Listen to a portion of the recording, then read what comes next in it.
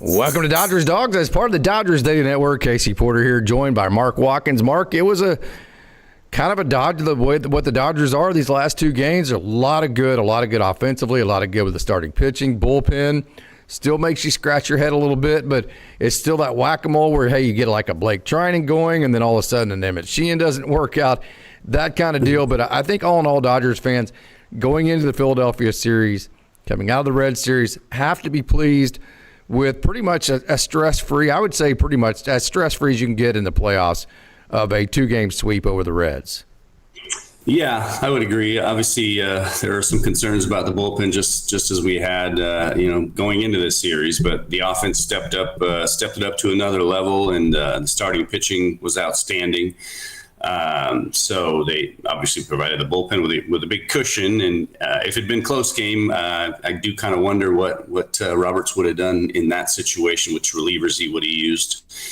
We may find out more about that as we go into the Philadelphia series. Well, what would you do if it was up to Mark Watkins? Well, I think my feeling is what I would do, and I think what Roberts would probably do is Sasaki is really high on the trust tree. So I think if it was a one-run game, he would probably be in there in the end. And I think that for the last three outs. Yeah. And then I also think that Roberts would have used Glasnow if it would have been a close game in the 7th, 8th inning. So you think you would have used Glasnow last night to try to fire that bullet to win that game, knowing that you might not have him for game 3? Well, I don't think he would have. He would have preferred not to. But if it came down to it, I think he would have been high on his trust tree. Yeah. I don't think he would have brought in Tanner Scott. I would hope not. Did Alex Vesia get back on the beam for you last night? Nah. I'm still a little concerned about him. He's been a little shaky. So I don't know if it's all the innings that he pitched this year that are starting to take a toll on him, or what the situation is with him. But they could really use him back to his usual self, I guess you could say. The strikeout for Blake Trinan, did that do anything for you, or are you still a little bit weary of that? Or I'm all on the Blake Trinan train, but where are you at on that? Yeah, he seems to slowly be getting back to where he was, at his peak last year, and he has looked progressively better, I would say, and he, as I've talked about, he does have that warrior mentality. So, I have a lot of trust in Blake Trinan. He's pretty high on the old trust tree, I think, right now. So we'll see how it plays out the rest of the postseason. Yeah, I think one big complaint of Dave too from Dodgers fans, and a lot of times I think rightfully so, is that he plays the big picture too much. He plays the long game too much, if you will. I thought even going back to last Wednesday when the Dodgers they beat the Diamondbacks and he pitched like it was a play. He managed that game like it's a playoff game. The Dodgers won that, officially clinched the next day.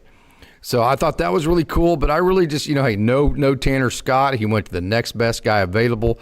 I thought he went to the bullpen in game 1, down staff at the opportunities that he had to go down staff. So I thought he put Ben Rortvedt in instead of Dalton Rushing, which I thought was the right move. He put Kike Hernandez in the starting lineup, and I thought that was the right move. I thought he used Miguel Rojas in the best role that he possibly could have. I think that, hey, this team doesn't have as much margin for error as we thought, but I thought Dave was pretty much spot on just about everything he did for this two-game series, and for the Dodgers to win 10 more or whatever, 11 more, whatever it is. I think he's going to have to continue to be spot on like this because there's not as much of a margin for error. Yeah, I absolutely agree. And through the year, I feel like Roberts has steadily gotten a little bit better in his strategic decisions. Early on when he was the manager of the Dodgers, there were some pretty questionable decisions, and sometimes that comes down to an organizational decision more than I think a lot of fans realize, as far as the moves that he makes. But I think he's been pushing the right buttons. He pushed all the right buttons in the playoffs last year, and he's shown that he has an ability to do that. I kind of wonder where he's at, like where different relievers are on his trust tree, like we've talked about, and it'll be interesting to see how that plays out. enigma for me. We're going to get to all the positive, but I like to do this. I like to start with a positive, kind of address the negative in the middle, and then finish with a positive. So you can kind of, you can kind of, not just be on a total negative mentality there. But Teo Hernandez, obviously, he's been very good offensively, but he drops the fly ball in right field. My opinion, if he busts out of the box there, that replay situation probably goes a different way, which is very frustrating for me. So kind of overall, it's a box of chocolates with Teo, but did we come out with more of a positive than a negative with him over these two games? I would say probably I wouldn't say probably. I'd say that's a yes, but still there's some things at least here to talk about. Yeah, I would definitely say there are more positives than negatives. He obviously provided a lot of offense in the first game and had a key hit yesterday too. So I would say that there were more positives than negatives. And as far as the fly ball goes, I mean, that can happen to anybody. We saw it happen to Aaron Judge. In the World Series last year, we saw it happened to Duran in the Red Sox and Yankees game yesterday. I don't know if you saw that, but he dropped a fly ball. I did not. Oh, yeah. Wow. Yeah, it was a big situation in left field, and he kind of did like a dive for it when he didn't really need to dive. And I think it's like the announcer was saying, it looked to me too like his glove kind of blocked his vision when he dove and he dropped it, which playing the outfield myself, I've had it happen to having a time. So but it can happen to anyone, an outfielder just loses his focus for 1 second or takes his eye off the ball. It can happen. And unfortunately, I felt bad for Teo in a way that happened to him. And I'm sure he felt bad about it. But you got Alex Call, you got Kike, you got Teo that's hitting, you've got Andy Pages that is not hitting. Is there any temptation whatsoever to put Alex Call in that lineup and let Kike play center and go with your three best bats at the moment? I think they'll ride with Pages for a while longer and hope that he comes out of it and his bat gets hot, because obviously they could use it later on in the postseason, assuming they advance. But I think if he doesn't hit for the first couple games, then they may consider that. Yeah. I told you, Mark, in our Dodgers Dog chat, I told you before the trade deadline, the Dodgers need to go get Ben Rortvedt. It's going to be like a hallmark, landmark gathering. It's going to be a hallmark signing at the trade deadline. This guy needs to be the number one target at the trade deadline. You remember that text that I sent you? Yeah, I remember that. You do? Yeah, you were all in that. Yeah. I don't remember sending that. You were all over Ben Rortvedt, yeah. Who would imagine, right, that he's making the impact that he is? I mean, he's even if he doesn't hit, and he's provided. He got two hits last night. He got a huge hit early on. Yeah. He's been he's been getting his hits here and there, but the way he handles his staff, and I've said that before, it's a lot of people. It's underrated having a great catcher, what they can do. If you look at World Series teams and teams like I think of the Giants, back when they were winning World Series, Buster Posey, he was just a huge part of that. And the Cardinals with Molina. So it's an underrated, really highly underrated part of the game. I think it's incredibly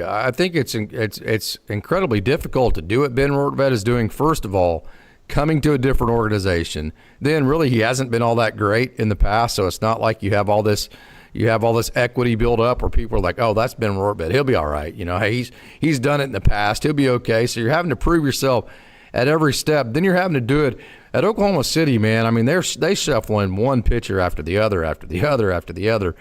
So you're having to do it with just a million different pitchers at AAA level. Then you're having to come to the major league level, do it with an entirely different staff full of people that speak different languages.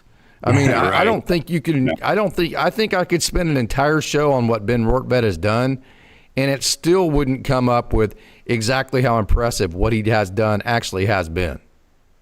Yeah, he's been amazing, and he was quite a find. You got to give the Dodgers front office credit for finding him. He obviously has a lot more experience than Dalton rushing, and rushing in a few years may get there. Hopefully he will. But Rortvedt, he has a knack for handling the pitching staff, calling the right pitches, making the pitchers feel comfortable, etc. So, and that's huge. You ever notice how, check this out too, and this may stop happening now that I say this, but just watch when the pitchers, it looks like they're shaking off Ben Rortvedt, they always get hit. It's one of those, okay, well then throw whatever you want, man, and then they do, and then it's like the Bull Durham thing. It just seems like every really? time, I could be wrong on that, but it seems like every time they've shook off Ben Rortvedt, they've gotten hit afterwards. Yeah, I hadn't noticed that. I'm going to start paying more attention to that. That's interesting. Yeah. But I mean, it's not only that too, but the pitches, he has to call the right location for those pitches. And if you looked at Yamamoto yesterday, and even I heard one of the announcers mention it too. He couldn't go up and hand the ball to Rortvedt and put it in that spot better than he did on some of those pitches. He just thing about Yamamoto is he just hits the black, he hits the corners, and it's really impressive. Well, the thing about him is he uses his fastball as a centerpiece as a strike without getting ambushed, which allows him to let all that other stuff, his splitter and his curveball and all that, his slider, to really just let him rip and try to gather some swing and miss from there. We'll get into that here in just a minute, but I'll tell you what, it's going to be hard to lose. We talked about 5 home runs, 10 whatever runs it was in game 1, 15 hits, 10 runs. Last night, the bottom 3 in your lineup, Mark, 6 hits in 12 at bats, 6 for 12, and as far as RBIs go, 2 RBIs, and were on base 6 times. Also laid down a bunt. When the bottom of your lineup goes 6 for 12 and turns that thing over to Shohei Ohtani and Mookie Betts and Freddie Freeman, who's not necessarily hitting right now.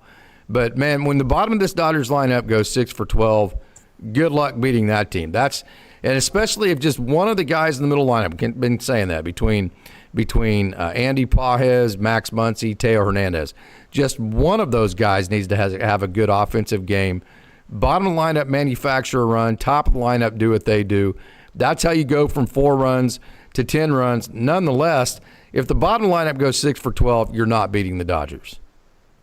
Absolutely, and that's huge. And I mean, it's where where one of the factors that Dodgers make the Dodgers better than a lot of other teams. And Kike, I mean, this guy's amazing how he turns it up in the playoffs. I don't know how he does it, but he's just continues to be phenomenal in the playoffs. He's got ice in his veins or whatever. And Rojas has been hitting really well for the last few months. So yes. It's why does Rojas get such a tough rap from Dodgers fans? Every time I mention how much I like him, it's like, oh, I'd rather have this guy or that guy. It's weird how Dodgers fans, as much as he's done for the Dodgers over the years, even dating back to his first time with the Dodgers, saving the no-hitter with that play behind the bag, it's weird how it didn't seem like he gets the credit that he should. I think, Dodger fans, a lot of them are spoiled. They want every player in the lineup to be a star, and if they don't have like blazing speed or a lot of power, they don't appreciate them as much. They don't appreciate the role player type of guys, like Rojas and, seem to love Kike, but some of the guys that are more role players, even Max Muncy at times, they're really hard on him because he doesn't do everything well all the time, So I feel like we're a lot of the fans are spoiled. Yeah, in my opinion. So okay, we're gonna have a show tonight with Austin Brubaker. Austin wants to come on, and we're gonna talk more about the NLDS with the Phillies on that show. This one's gonna be more with Mark and I. We love to talk baseball. We love to talk about the game before, but we are gonna get into some of the roster talk here. But we're gonna have a big roster talk show tonight. But having said that, we have a question here in the chat from Jeff about the NLDS roster. I do think it's going to be 14 pitchers and 12. They went 15-11 this time. I do think they're going to back that up because they're going to add they're going to add Clayton Kershaw, which that means somebody else is going to have to get subtracted. But froze up on me, Casey. I did. Okay. Can you see me now? Froze. Yeah. Okay. Yeah. But I do think they're going to back it back down to 14 and 12 with Shohei Ohtani being that 13th pitcher. By the way, Shohei Ohtani starting game 1. So what do you think about in terms of just the numbers overall? How many pitchers, how many catchers do you think they'll take? I could see them maybe doing 14. Yeah, 14 and 12. And then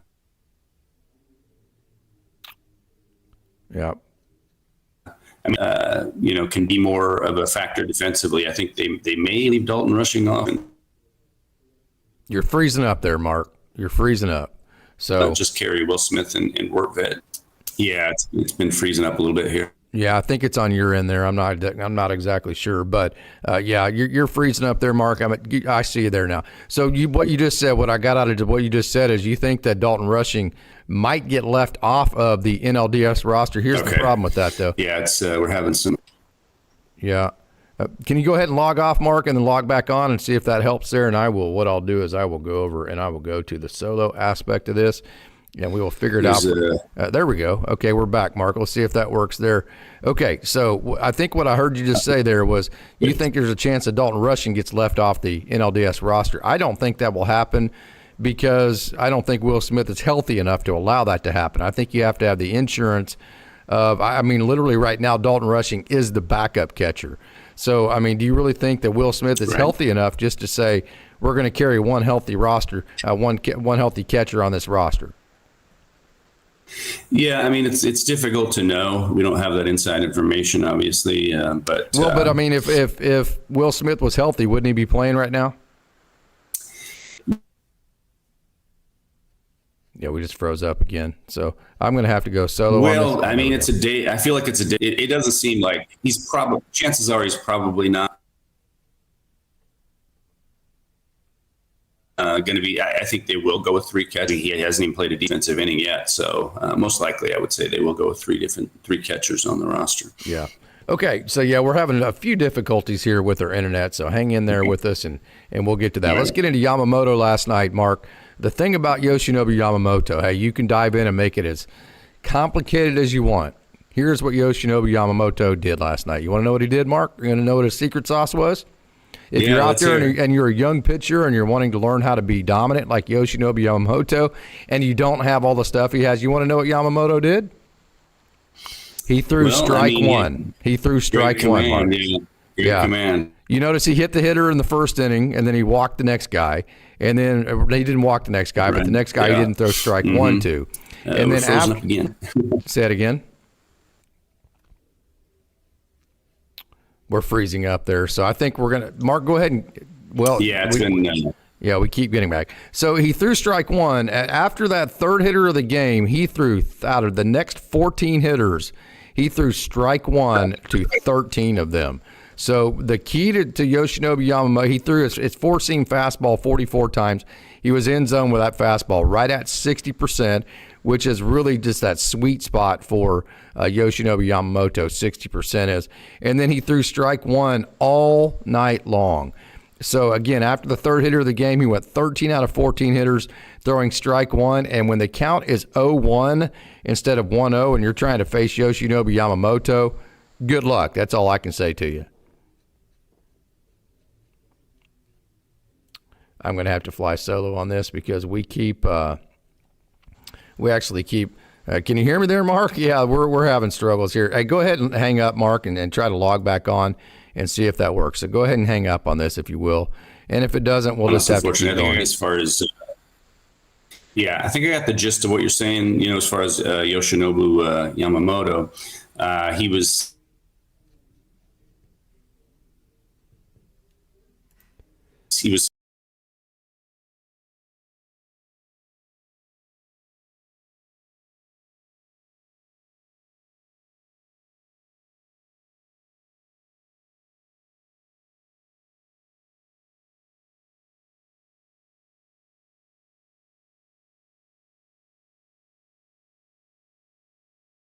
Okay, there. I'm sorry about that. This is there's nothing we can do with these technical difficulties here. This is an internet issue that is not on our end, and so I have sent Mark a new meeting. For now, we're going to go solo, which means that I apologize. I hope I'm not losing. I got that Ala Minerva. As I moved over to the different scene, it was muted there. So the key to Yoshinobu Yamamoto last night, no doubt about it, he threw strike one. So I mentioned, that 13 out of 14 after the third hitter of the game, strike one, and he threw almost 60% strikes with his four-seam fastball. Then what that does is it means that he doesn't have to be perfect with a splitter. He doesn't. So his curveball in his career has kind of been a pitch that's been feast or famine. It's either been really, really, really good, and it's created swing and miss and been a dominant pitch. Even, like from batter to batter, then he'll hang one, then it gets hit for a home run. For the longest time, his curveball was the one. We have Mark back here. I'm actually going to go back and see if we can get a better connection, Mark, and go about it that way and see what we can do here. So let's bring Mark back in. Let me actually get his video. Let me cut it over and let me get his video up on the screen, and we'll see if we can't fix this for good and move on from there. So hold on one second here. There is Mark Watkins back in the scene. Hey, Mark, we were talking about Yoshinobu Yamamoto, how, by throwing strike one with his fastball, not getting ambushed with it, what that does is it means that he doesn't have to throw his curveball for a strike, and his curveball is the one that gets ambushed for home runs a lot. So when he doesn't have to throw his curveball for a strike because he's ahead in the count, that's when Yoshinobu Yamamoto becomes absolutely dominant. I agree, and he did throw a variety of pitches for strike one at times too. Like he started off the game against Friedel with a curveball. So when he can throw a variety of pitches for strikes on strike ones and on strike one and in a variety of locations, that's huge too. So yeah, he was really masterful last night, and obviously he's showing that he's a big game pitcher for the Dodgers. So here's the exact numbers. 14 of the 17 hitters. This was as of whatever inning this was. Hold on one second. In the middle of the fifth inning, right here, Yoshinobu Yamamoto had thrown first pitch strikes to 14 of the 17 hitters he had faced. 2 of those non-strikes were to the second and third hitters of the game. And so since the third hitter of the game, it was 13 of 14. So, some things never change in baseball. Strike one is the best pitch in baseball. So was there ever a time yesterday or Wednesday where you're uncomfortable, like, man, I think the Dodgers are going to lose this game? No, not really. I mean, they did bring the tying run to the plate, which was a little bit nerve-wracking because it was 8-4, bases loaded. So that became a little bit nerve-wracking, but I guess that was the closest I came to feeling that way. Chances of that happening are still slim, but you get those nightmare scenarios in your head sometimes. Yeah. So, you played outfield. The Kike ball where it went by him, and he was like, "Oh, you've had those before, right?"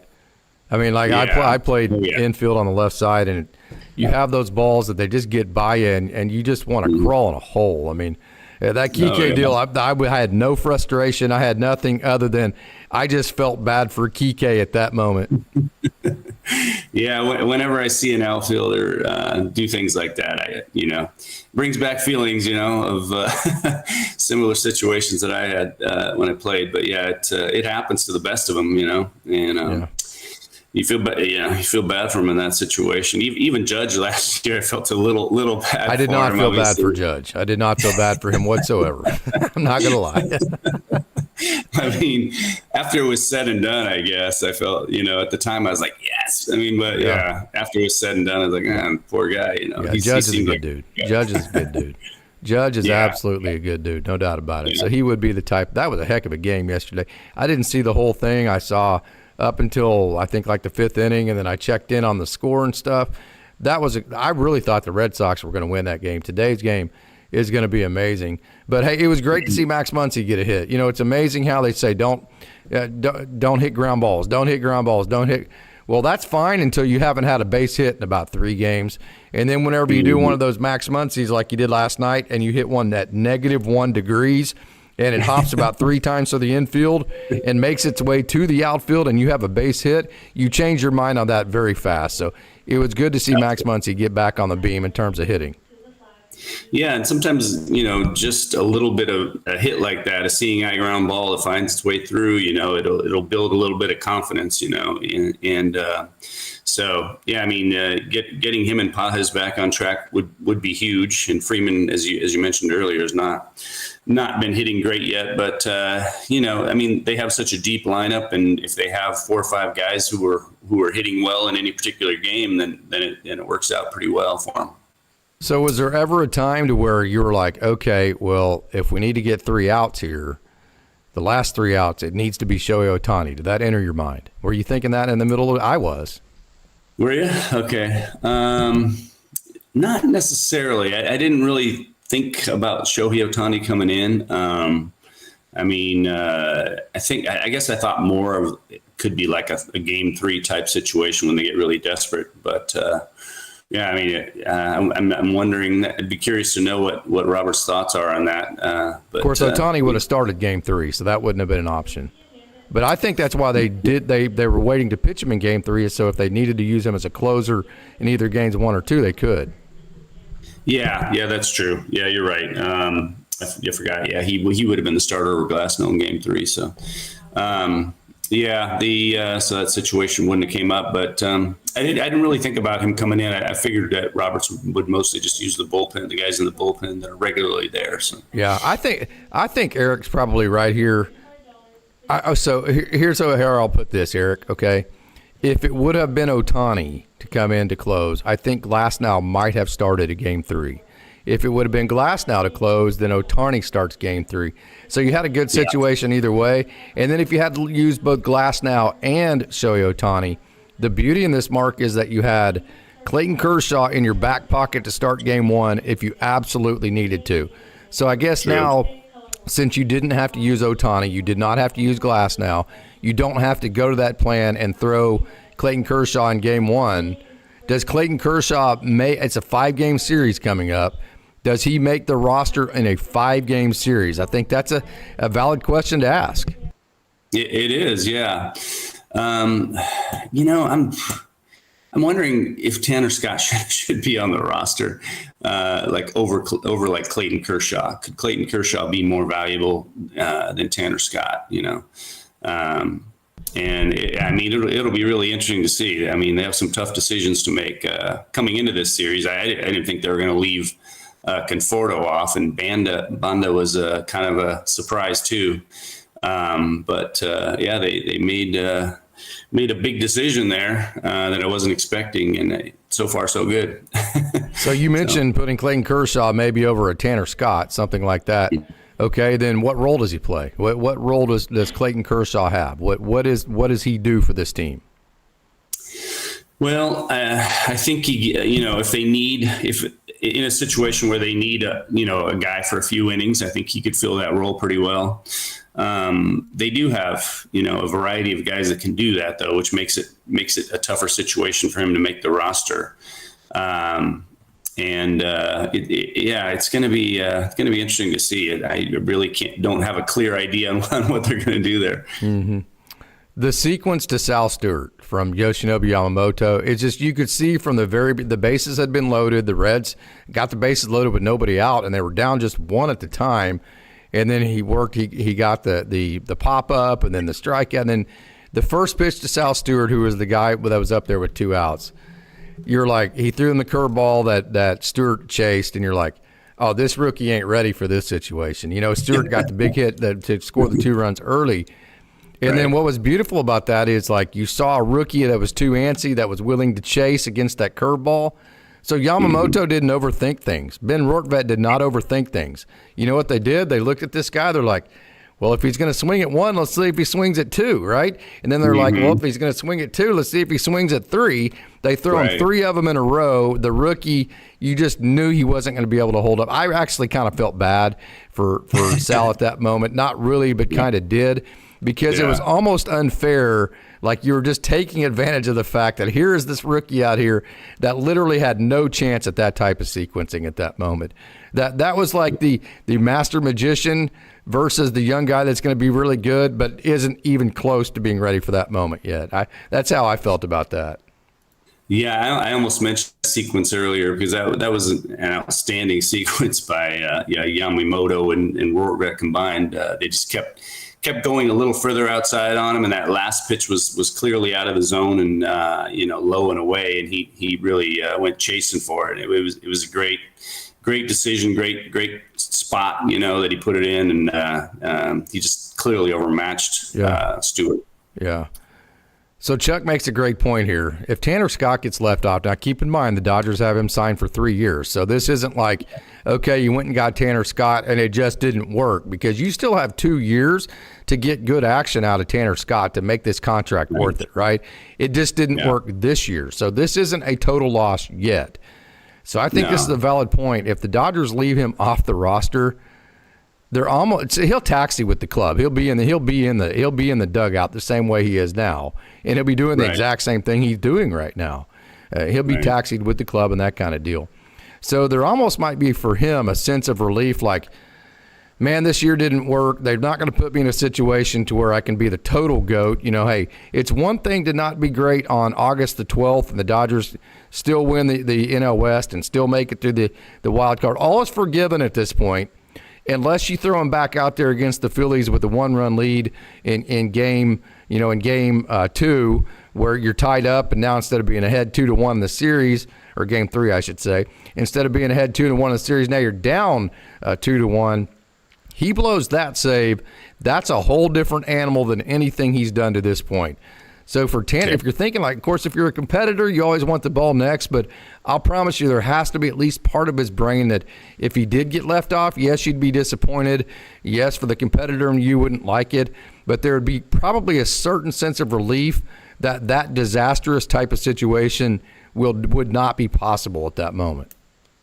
Yeah, I mean, that's a good point, because I think every athlete goes through that type of thought process, and he could kind of write off this year and say, okay, it was a blip on the radar screen and I'll come back strong next year. I was thinking about it more after we discussed the Kershaw situation a little bit more, and it may be more of a question of him versus Wrobleski, because Wrobleski feels they would kind of be filling the same role, a lefty who's like a long guy out of the bullpen. Whereas with Tanner Scott, if they need a strikeout, like say the bases are loaded with 1 out or something, he's a guy that could come in and possibly do that. Get a big strikeout for them when they really need it. So I think it's probably a little bit of a different role, and maybe it would be Kershaw versus Wrobleski. And will Kershaw have hard feelings if they leave him off the roster? I don't know. No. Clayton Kershaw wants his team to win. Yeah, there's that's the beauty. I mean, that's why Kershaw was, it worked out perfect. He got to say all of his goodbyes in his last start there, and then also he got to set up the team. I just think Clayton Kershaw. So here's how I put that, Mark. Clayton Kershaw got his 3,000th strikeout this year. That was a huge goal. He got to be a huge part of this team this year. At times, we've all seen it. It was held together by duct tape, Mark, and a large part of that duct tape was Clayton Kershaw. So even if Clayton Kershaw does not produce or help any part of this postseason run, he is a big part that the Dodgers got into position actually to be in position to make this run in the postseason.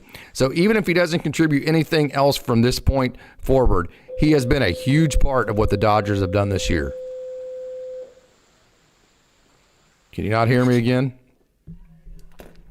So in that perspective, Mark is cutting out again. From that perspective, I don't think there would be any hard feelings. I think obviously he would rather be on the roster, but he's already done a ton, obviously, for the organization over the years. But this year alone, he's done a ton for this team. I'm going to go ahead and log this out again for Mark. I'm going to make a new meeting, see if he can come back in, and we're going to do that. Give me just a second here, and we will see if we can get him back on the horn. So, yeah, I don't see so here's kind of the question as we're waiting for Mark to come back in.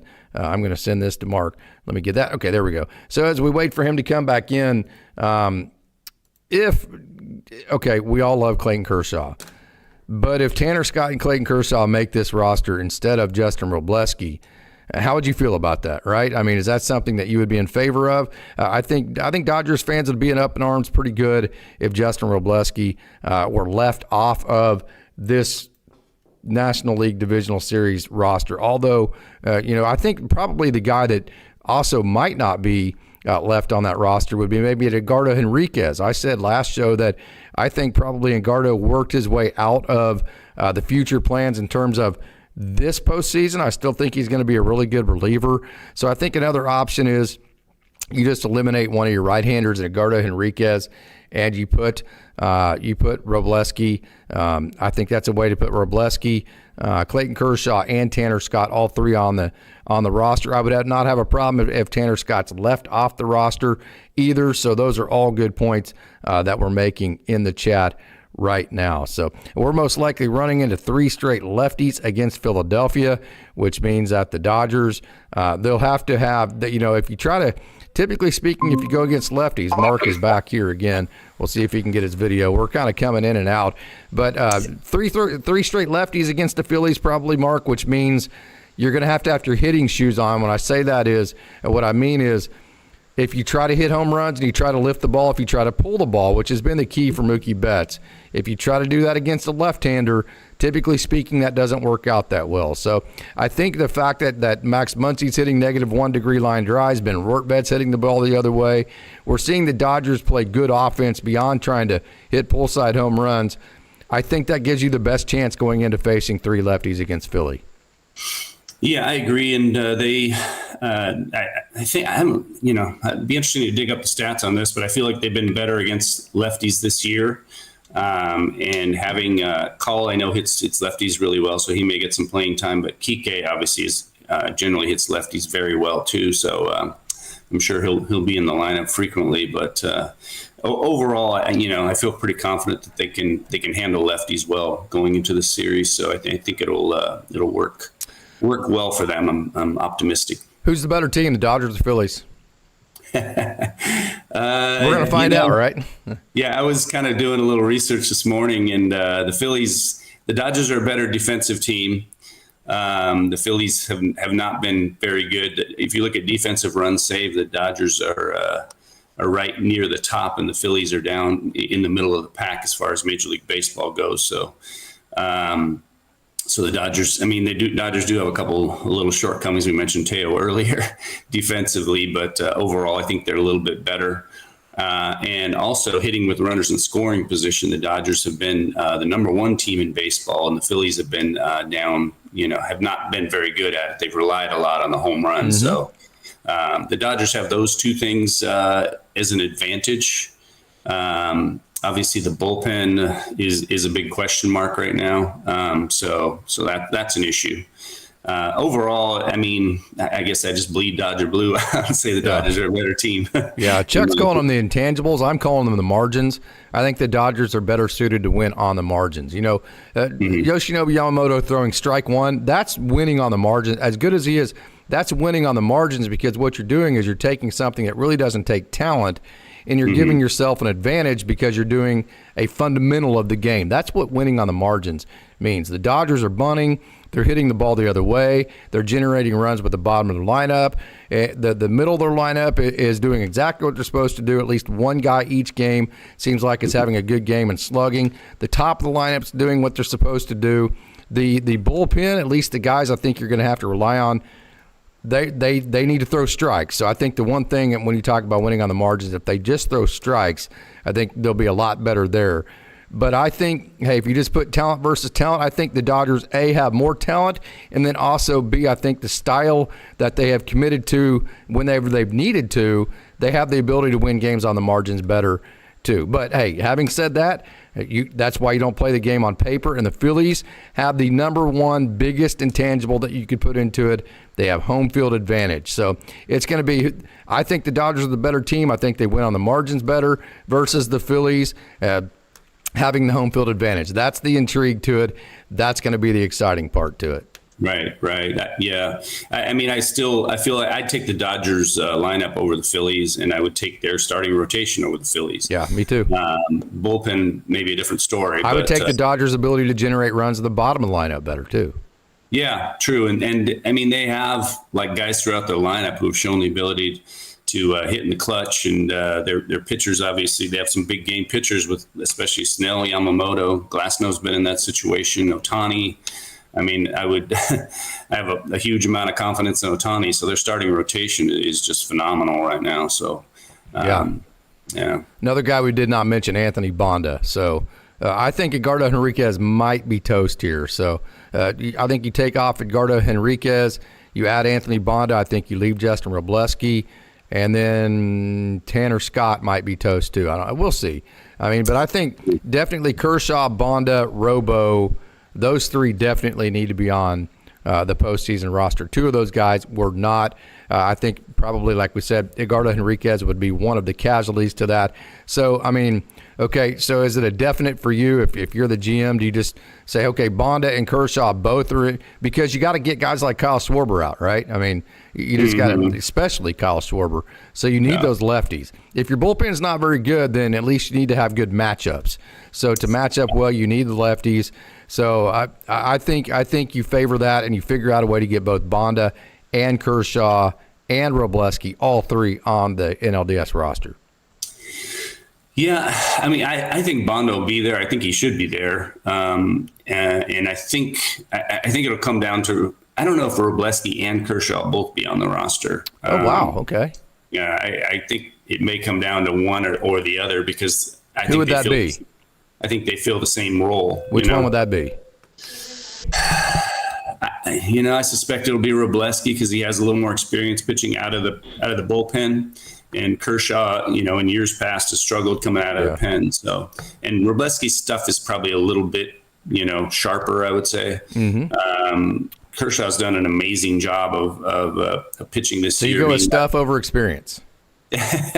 Tough one, isn't it? Yeah. I mean, I think when it comes down to it in the playoffs, you need to have great stuff and more overpowering kind of stuff. I got to get out of here because I'm on a limited time schedule. This has been an awesome show, Mark. Last topic of comment here. I think Mr. Classic is spot on with the Phillies having the home field advantage. If you can win game one, I think the biggest advantage the Phillies have is that they have home field advantage. So if you can win game one, I think you flip the script on the one thing that the Phillies have the biggest advantage on, which is home field advantage. That's why Ohtani's throwing game one. I think you just throw every egg in the basket of winning game one, even if that means you're not in as good a position to win game two. Game one, if you win that, would be a big, big, big blow to the Phillies. Yeah, that's a great point, because it takes away that home field advantage, which as you said, is their biggest advantage. And that would obviously from a mental standpoint, take a little bit of wind out of their sails, give the Dodgers a momentum. So that would definitely be huge for the Dodgers to win the first game, and they need to go kind of balls out to do that. Yeah. Hey, Mark, any final thoughts here before we get out of here? I got to get back to the rest of my day. Just wanted to get a show in here real quick, but got to get back to everything. So any final thoughts?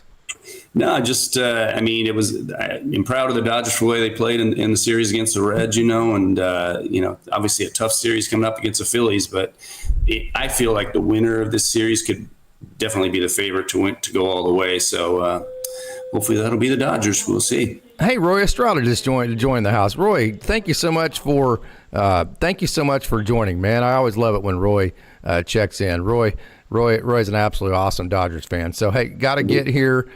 You wonderful Dodgers dogs are absolutely awesome. Don't forget, Austin and I are going to come back on tonight at 5 o'clock Pacific, and we're going to talk all about the NLDS roster. That is Austin's sweet spot. I'm probably just going to shut up and let him have at that entire show, and then probably talk a little bit of shit from time to time, like I love to do in our Dodgers Dogs show. So tune in tonight, 5 o'clock Pacific. We will have another live show where we dive all the way into the matchups of the NLDS and talk more about the roster. So, Mark, thanks a lot. Thanks, Casey, and thanks everybody who's listening and watching. You Dodgers Dogs fans, you are the absolute best. Thank you so much for tuning in. And as always, it's a great day to be a Dodger.